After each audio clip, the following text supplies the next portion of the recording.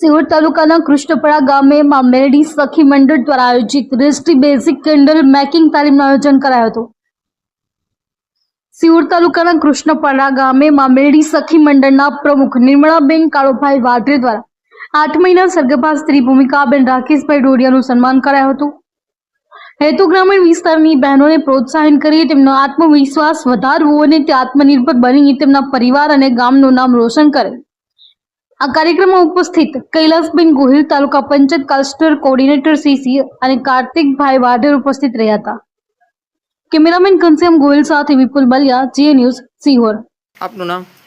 મારું નામ વર્ષા પિત્રોડા છે। હું ગાંધીધામ કચ્છથી આવી છું ને આપણી જે આરસીટી સંસ્થા છે એનામાં બેઝિક ઓફ કેન્ડલ મેકિંગ એની તાલીમ આપવા માટે હું આપણા કૃષ્ણપરા ગામમાં બહેનોને હું તાલીમ આપવા મીણબત્તીની અલગ અલગ ફેન્સી મીણબત્તીની તાલીમ આપવા માટે હું આવી છું। આ તાલીમ 12 દિવસની છે ને પહેલા જ દિવસથી કે બહેનો બધા સારી રીતે અલગ અલગ પ્રકારની ઘણી બધી ફેન્સી મીણબત્તી અમે રોજ અલગ અલગ પ્રકારની બનાવીએ છીએ।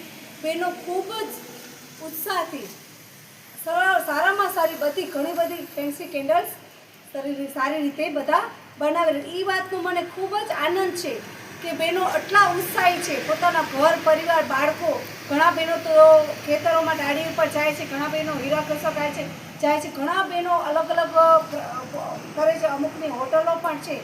આમાં પણ ટાઈમ કાઢીને બહેનો ઘણી બધી સારી રીતે ફેન્સી કેન્ડલ્સ શીખી રહ્યા છે।